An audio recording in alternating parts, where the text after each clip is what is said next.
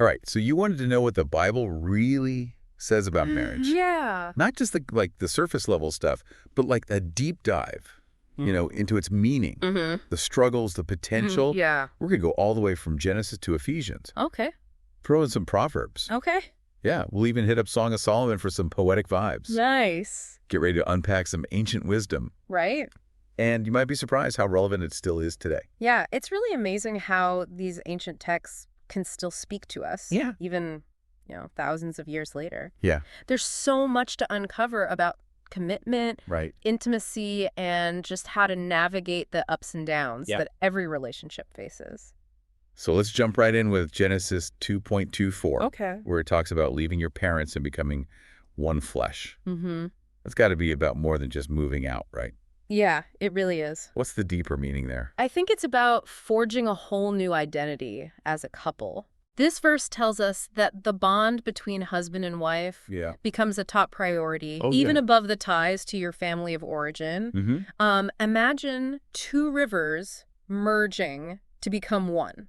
Okay. That's the kind of inseparable bond we're talking about. That makes sense, but I can see how that could get tricky. Yeah. Like, what about holidays? Yeah. Or dealing with in-laws who maybe don't quite get that oneness you're describing. That's where it gets real. Right. Because leaving and cleaving isn't just a nice idea. Yeah. It actually plays out in those everyday choices. Right. Think about your own relationships. Yeah. Have there been times where you've had to prioritize your bond as a couple above other relationships? Yeah. That's putting Genesis 2.24 into action. And it's interesting because that idea of one flesh doesn't stop there. Right. Matthew 19.6 uses that same imagery. And it seems to point to something even deeper than just the physical union. You're picking up on something really important. One flesh is about the merging of two lives. Okay. Hopes, fears, dreams. Yeah. The whole package. Yeah. It's two separate streams becoming one river. Right. And that oneness affects everything. Wow. Finances, emotional support, even how you handle disagreements. So if you're in the middle of a fight, Yeah. it's not really me versus you anymore, Right. but more like figuring out what's best for the us. Exactly. That's a huge mindset shift. It's a challenge to see conflict as an opportunity to strengthen that oneness. Yeah. Not something that divides you. Right. It's about finding solutions that work for both of you. Yeah, because you're on the same team. Okay, now, for a verse that I know can be a bit tricky, Okay. Ephesians 5.25. Mm-hmm. Husbands loving their wives like Christ loved the church. Yeah. Powerful image. But what does that kind of love look like day to day? It's about those consistent everyday acts of service. Okay. Putting your wife's needs before your own even when it's inconvenient. We often think of grand gestures, but this verse is about the little things. Okay. Think of it this way. Okay. It's not about the fireworks on your anniversary. Yeah. It's about taking out the trash on a Tuesday night just because, it helps her out. Ouch. I feel that. Yeah. I'm definitely guilty of zoning out sometimes instead of really listening. We all struggle with that. Yeah. But that's the beauty of this verse. Right. It points to a love that isn't based on feelings, but on consistent, selfless action. Yeah. And honestly, that kind of love has the power to change us and our marriages from the inside out. Now let's tackle a passage that tends to generate a lot of discussion. Yeah. Ephesians 5.2224, Okay. where it talks about submission and leadership in marriage. Right. It can feel a little outdated in today's world, don't you think? It's definitely a passage that requires some careful thought. Yeah. Especially given how our culture views these concepts. Right. The Greek word, often translated as submit, can also mean yield or align with. So it's not about blind obedience, Right. but a posture of mutual respect and consideration. But some people might hear this and worry. It does mean one person is always in charge. Yeah. How do you respond to that? It's a valid concern. Yeah. But remember, the key is that leadership in this context isn't about controlling your spouse. It's about empowering them, Okay. uplifting them, Right.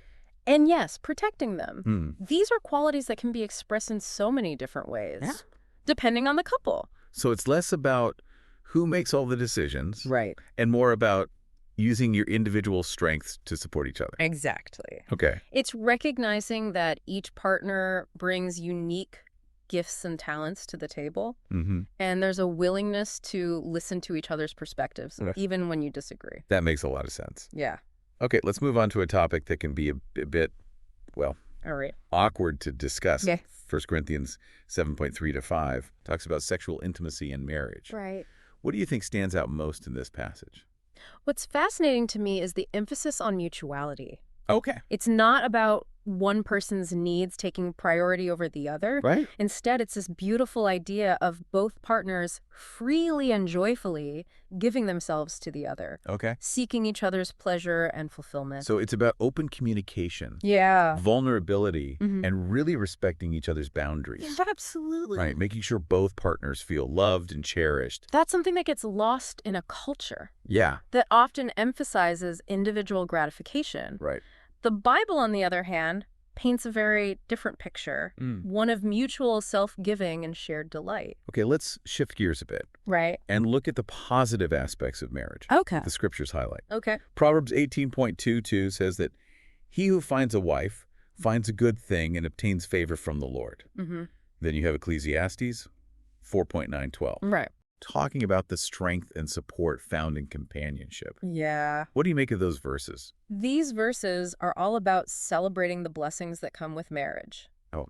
It's not just about romantic love, Yeah. though that's definitely part of it. Yeah. It's about having a partner who walks beside you Yeah. through all of life's ups and downs, Mm-hmm. sharing the burdens and celebrating the victories together. I love that image from Ecclesiastes. Yeah. The threefold cord. It's so powerful. It's like saying that two people united in love and purpose Right. become stronger, more resilient. Mm-hmm. They can withstand challenges Yeah, that would break an individual. exactly. Wow. It's about that sense of shared commitment, Mhm. knowing that you're not alone, Right. that you have someone in your corner no matter what. Yeah. That's a powerful image of the strength that a healthy marriage can provide. Now let's talk about a crucial aspect of marriage. Okay. Faithfulness and commitment.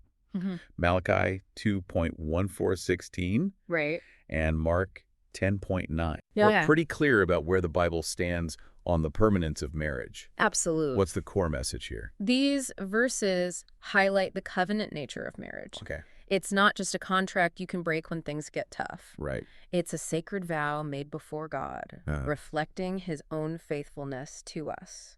Wow. The Bible is saying that marriage is a lifelong journey, Right. and it's a journey that we're meant to travel together Yeah. through thick and thin. It's choosing to honor that commitment even when things are hard. You've hit the nail on the head. Yeah. It's about making a conscious choice to love and to stay committed, Mm. even when faced with challenges. Yeah. And while these verses express God's ideal for marriage, Right. there's also an acknowledgement in Scripture that we live in a fallen world where things don't always go according to plan. You're right. I mean, 1 Corinthians 7.28 acknowledges that marriage, while good, also comes with its share of worldly troubles. Yeah. It's a good reminder that the Bible isn't out of touch with the realities of relationships. It's reassuring, isn't it? Yeah.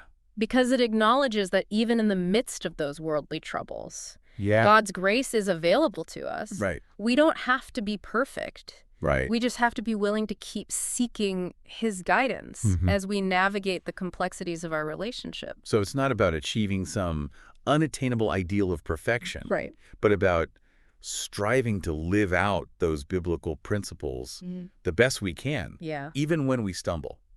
That's the heart of it. Yeah. It's about that ongoing pursuit of growth, Right. of learning to love more deeply and more selflessly each day. Mm. And that's a journey that we're meant to take together, Yeah. supporting and encouraging one another along the way.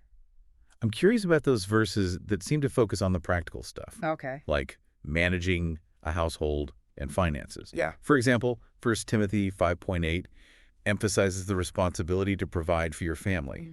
What's the message there? It's a powerful statement about the importance of providing for those entrusted to your care, Right. while often linked to the husband's role. Right. It's not solely his responsibility. Okay. It's about both partners working together Yeah. to create a stable and loving home environment. Right. And Titus 2.45 encourages wives to cultivate qualities that contribute to a harmonious home. Yeah. Self-control, purity, kindness, Mm-hmm. and submission to their husbands. Yeah. That last one can be a little tricky for some people to hear, though. It's definitely a verse that requires some careful interpretation Yeah. within its historical and cultural context. Right. The focus here is on both partners working together to create a loving and supportive home. Right. Not one dominating the other. It's about recognizing and respecting each other's roles and contributions. And even beyond the practical tasks, there's that emphasis on character qualities. Right. Like kindness and self-control. Yeah. Those are crucial for any healthy relationship. Regardless of gender roles, right? It's about creating an environment of mutual respect and support. Yeah. That teamwork mentality should extend beyond just chores and finances to emotional support, encouraging each other's dreams, and facing life's challenges together as a united front. It's about moving away from that me versus you mentality and embracing the us. It's about recognizing that you're on the same team, working towards the same goals. Yeah. And that requires a commitment to understanding each other's perspectives, strengths, and weaknesses. I mean, that makes me think of Proverbs 12.4, which says, "An excellent wife is the crown of her husband, but she who brings shame is like rottenness in his bones." Yeah. It's a pretty powerful image. It's a striking reminder of the profound impact a spouse can have on their partner, for better or for worse. Right. That crown imagery speaks of honor, Yeah. dignity, and strength. It's suggesting that a wife who embodies wisdom, virtue, and support can uplift and empower her husband, helping him become the best version of himself. And Proverbs 19.12 adds another dimension. House and wealth are inherited from fathers, but a prudent wife is from the Lord. What's the significance of that addition? It acknowledges that finding a wise and capable partner is a true gift, a blessing that goes beyond any material possessions. Right. It's saying that seeking a partner who brings wisdom and strength to the relationship should be a priority. And it speaks to the importance of relying on God's guidance in this area. I want to address the well-known passage in Proverbs 31.1031, often called the virtuous wife. Some people say it sets an impossible standard. How do you interpret this passage? It's easy to get bogged down in the details and miss the big picture. This isn't about checking off boxes on some impossible list. It's about celebrating the multifaceted nature of a woman's strength. Resourcefulness, compassion, and wisdom. It's about encouraging women to embrace their God-given gifts and to use them to bless their families and communities. So it's not about being perfect at everything, but about striving to use your unique gifts to make a difference in the world. Whether you're married or single. And I love how this passage portrays the Proverbs 31 woman as active and engaged in the world. She's a businesswoman, a community leader, someone who makes things happen. It's inspiring, don't you think? It really is. And that brings us to Romans 7.23, which provides some further insight into the permanence of marriage. What's the key point this passage is making? This passage reinforces the concept that marriage is a binding commitment intended to last until death. It clarifies the expectations and consequences surrounding marriage and remarriage. So while the Bible upholds the ideal of lifelong faithfulness, it also acknowledges that we live in a complex world where things don't always go according to plan. You're absolutely right. And we need to approach these topics with sensitivity and recognize that real life can be messy. It's about offering grace and support to those who are struggling in their marriages. I want to circle back to this idea of marriage as a covenant, a sacred vow before God. It feels like a recurring theme throughout the Bible. It is. And it really elevates marriage to a whole other level. It does. What are your thoughts on that? It transforms marriage from a simple contract to a profound spiritual commitment.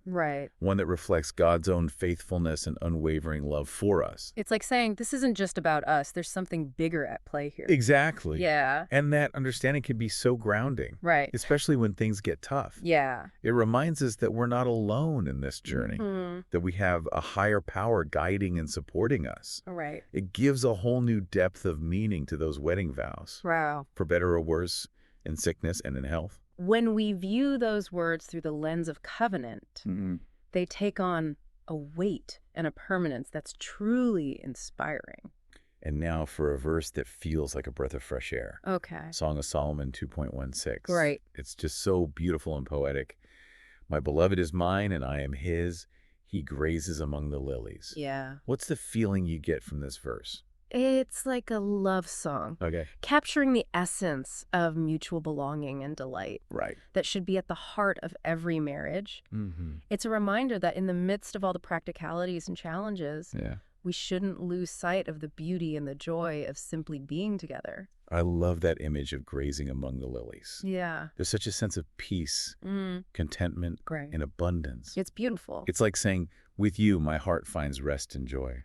It's a beautiful reminder that a strong marriage isn't just about weathering storms together. Right. It's also about savoring the good times. Yeah. Appreciating the beauty in each other. And finding joy in the simple moments of connection. And throughout Proverbs, there's this recurring theme of the wife of noble character. Yeah. It's more than just being a good homemaker, isn't it? Absolutely. Yeah. These passages celebrate the strength, right, integrity, wisdom, and compassion that women bring to their relationships and to the world. Right. They challenge outdated stereotypes and portray women as capable, resourceful, and active participants in their communities. We see that in the Proverbs 31 woman. Yeah. She's a businesswoman, a leader, a wise counselor, right, a force to be reckoned with. She's an inspiration to us all, reminding us that we're all called to cultivate those inner qualities that make us valuable partners, friends, and members of society, whether we're married or single. I think that's such an important point to emphasize. Yeah. These qualities are not just for wives. Right. They're for everyone who wants to live a life of purpose and impact. You're so right. Yeah. It's about cultivating those characteristics that reflect God's character in us. Okay. Love, joy, peace, patience, kindness, goodness, faithfulness, gentleness, and self-control. Wow. Those are the qualities that will enrich our lives and our relationships, right, regardless of our marital status. So as we wrap up this first part of our deep dive, what would you say are some of the key takeaways you want our listener to ponder? I think the most important takeaway is that marriage is a sacred institution. Okay. Designed by God to be a source of love, companionship, and mutual growth. Right. It's about making a conscious choice to love and serve our partners, even when it's hard. Yeah. And it's about remembering that we're not alone in this journey. Yeah. We have God's grace and guidance to help us navigate the challenges and experience the incredible blessings that come with a committed, Christ-centered marriage. That's a beautiful summary. It makes me think about those couples who seem to just get each other. Right. Who are so in sync and face challenges as a team. Right. It's like they've tapped into that deeper level of connection that we've been talking about. That's a great observation. Yeah. Those couples are often the ones who have intentionally cultivated that oneness that we see throughout the scriptures. Right. They've learned to communicate effectively, to forgive freely, and to support each other's growth. Right. And they recognize that their marriage is more than just a contract. Yeah. It's a covenant, a sacred commitment that goes beyond themselves. It's inspiring, isn't it? It is. It makes you realize that building a strong, lasting marriage takes effort, intentionality, and a willingness to lean on God's grace. Absolutely. Okay. It's a journey, not a destination. Right. And the Bible provides us with an incredible roadmap to guide us along the way. Okay, we've covered a lot of ground in this first part of our deep dive, but there's still so much more to explore. Right. We've just scratched the surface of what the Bible has to say about marriage. Yeah, you're right. So we have so much more to unpack. Stay tuned. From the practicalities of communication and conflict resolution Deep dive. to the deeper mysteries of intimacy and spiritual connection. Yeah. We'll delve even deeper into those topics in our next segment. So stay tuned, deep divers. Yeah. We'll be back soon to continue our exploration of this fascinating and incredibly rewarding topic. Absolutely. Welcome back to our deep dive into what the scriptures reveal about marriage. It really has been quite a journey so far. It has. Yeah, we've uncovered so much about the foundation of marriage. Right. That idea of leaving and cleaving, becoming one flesh. It's powerful stuff. It is. I'm curious to explore how those principles play out in the everyday realities of married life. That's a great point. Yeah. It's one thing to understand the biblical ideal. Right. But how do we actually live that out when faced with conflict? Busyness. Yeah. All the challenges that come with sharing your life with another person. Exactly. For example, we talked about unity being at the heart of marriage. Right. But what happens when disagreements inevitably pop up. Yeah. How do you maintain that oneness when you're in the feet of an argument? That's where that shift in perspective we discussed earlier becomes crucial. Yeah. If we're truly one flesh, as the scriptures say, then disagreements are no longer about me versus you. Instead, it's about finding a solution that benefits the us. So it's less about trying to win the argument.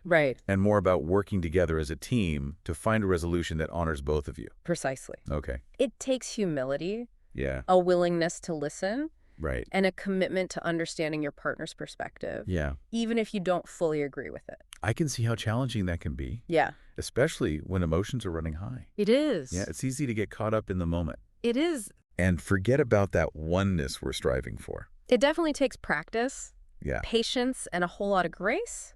Right. But the rewards are so worth it. Yeah. When you can approach conflict with that oneness mindset, Right. you're more likely to find solutions that strengthen your bond rather than tearing it apart.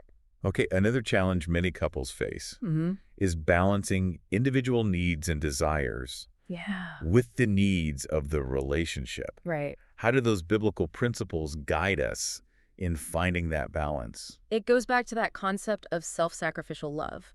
Okay. We explored in Ephesians 5.25, putting your spouse's needs before your own, even when it's inconvenient. But does that mean we have to constantly sacrifice our own happiness?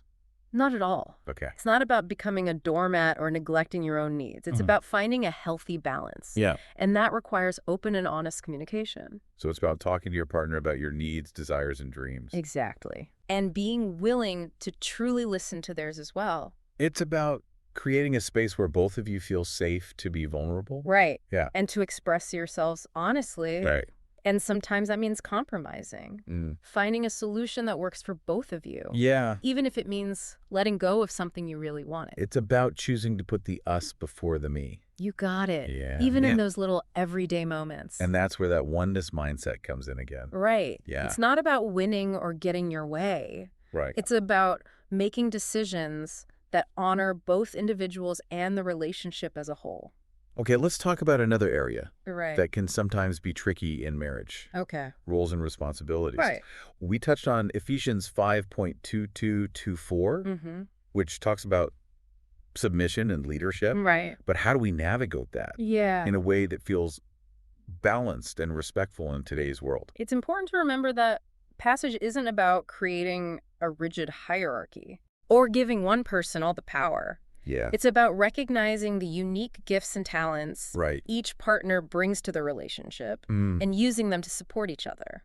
So instead of trying to fit into some predefined mold, couples should focus on leveraging their individual strengths. That's the idea. To build a strong partnership. And it might look different in every marriage. Right. There's no one-size-fits-all approach. Right. The key is open communication, honesty about your strengths and weaknesses, and finding a division of labor that works for both of you. And I imagine those roles might even evolve over time as life circumstances change. Absolutely. Yeah. Flexibility and adaptability are crucial. Right. What works in one season of life might not work in another. Yeah. And regardless of how you divide the responsibilities, it's crucial to do so with an attitude of love and respect. So no scorekeeping or building up resentment because you feel like you're doing more than your fair share. It's about serving each other, supporting each other, and celebrating each other's contributions. Right. No matter how big or small they may seem. Now, I want to touch on a topic that's incredibly important but often difficult to discuss. Forgiveness. Yeah. How do the scriptures guide us in extending grace and forgiveness to our spouses? It's a powerful question. Yeah. And it goes to the very heart of the Christian faith. Right. We're all sinners in need of God's grace.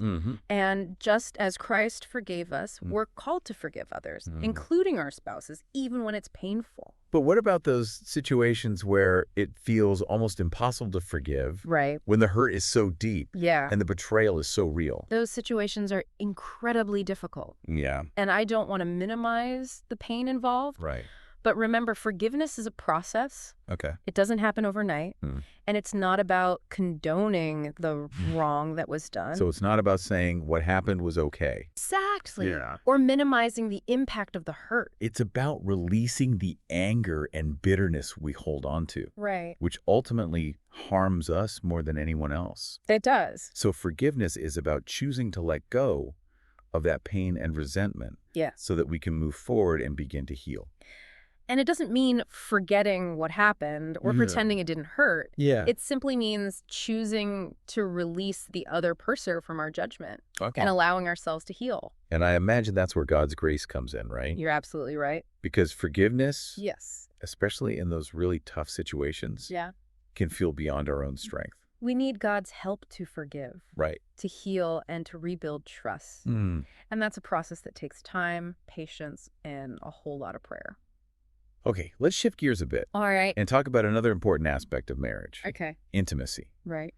How do the scriptures help us understand this vital part of the relationship? We've already touched on 1 Corinthians 7:3-5, which highlights the importance of mutual pleasure and fulfillment in sexual intimacy. Right. It's about cherishing each other, yeah, honoring each other's bodies, and experiencing the joy of the gift that God has given us.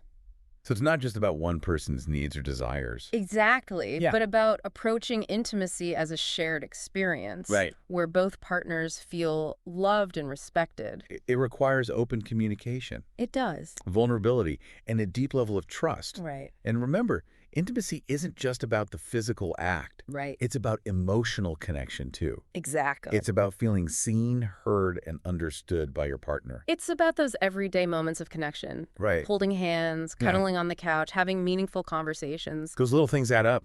They absolutely do. Yeah.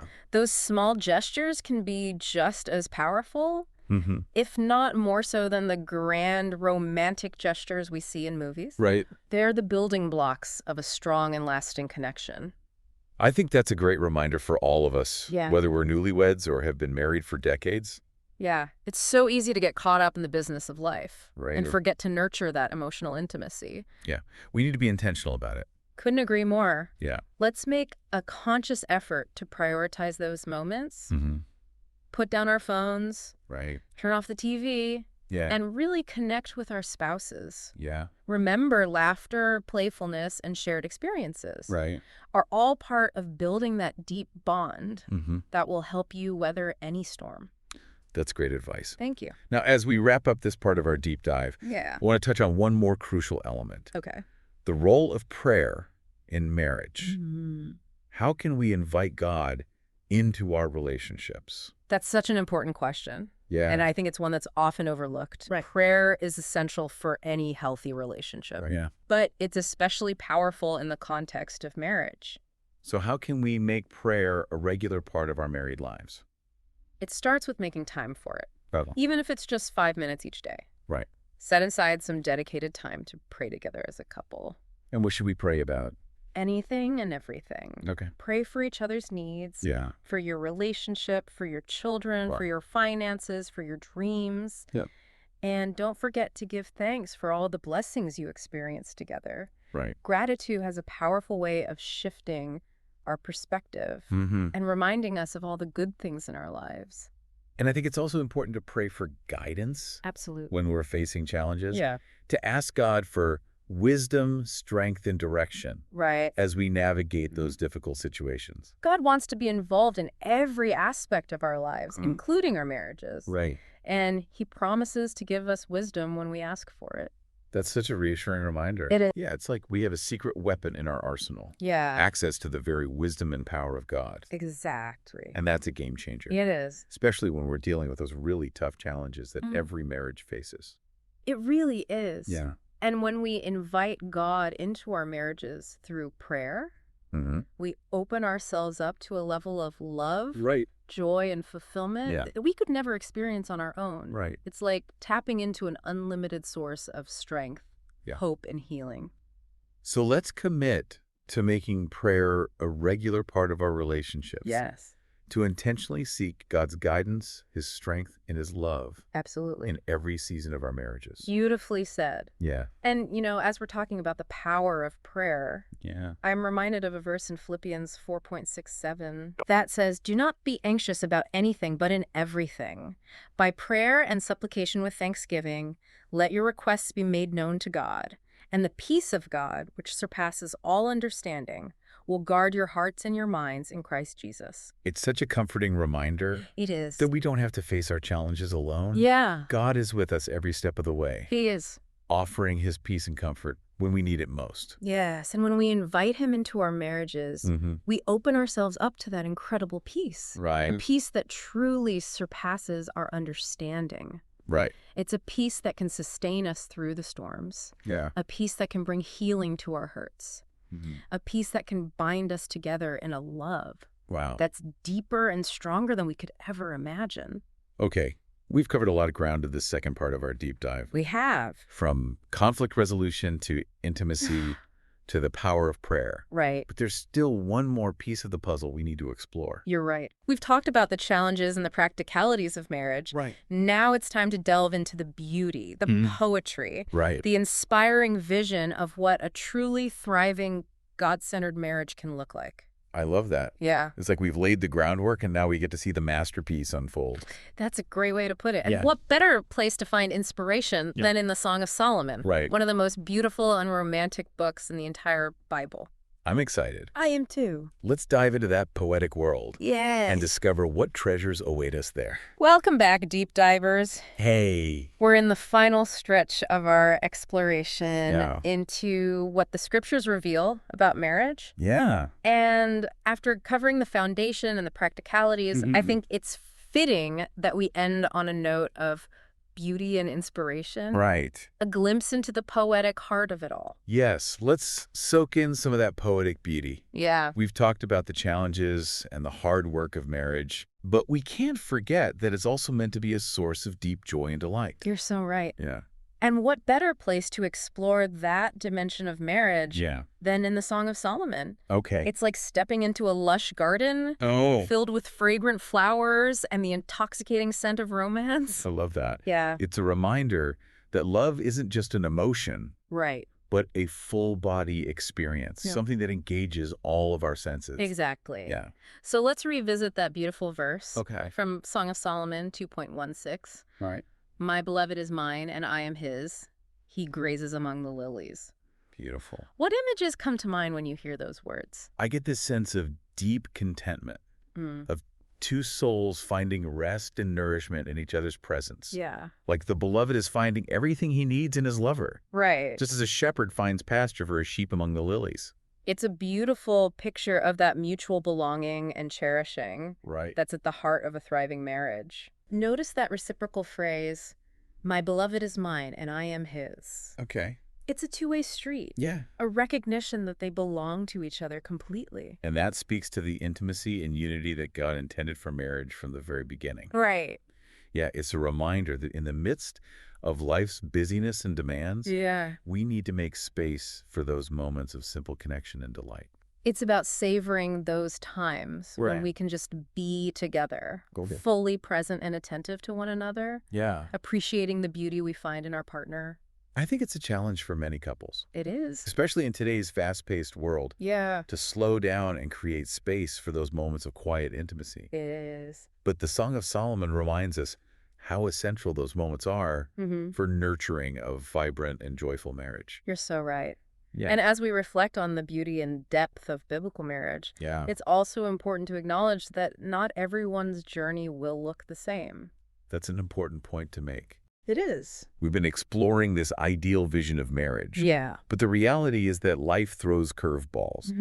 And not everyone will experience a smooth or easy path. Some will experience the joy of a lifelong marriage, while others may face unexpected challenges, divorce, the death of a spouse, or thrones of profound difficulty. And those experiences are valid. They are. And deserve to be acknowledged and honored. Absolutely. The Bible doesn't shy away from the reality of pain and brokenness. It doesn't. In fact, it offers comfort, hope, and guidance for those walking through those difficult seasons. And I think it's crucial for the church to be a place of welcome and support for everyone. Yeah. Regardless of their marital status. Right. We need to create spaces where people feel safe to share their stories. Yeah. Seek guidance and receive love and encouragement, no matter what their relationship journey looks like. That's so important. Because ultimately, we're all on a journey toward love and connection. Right. And we need each other's support along the way. You're so right. Yeah. And as we wrap up our deep dive, I'm reminded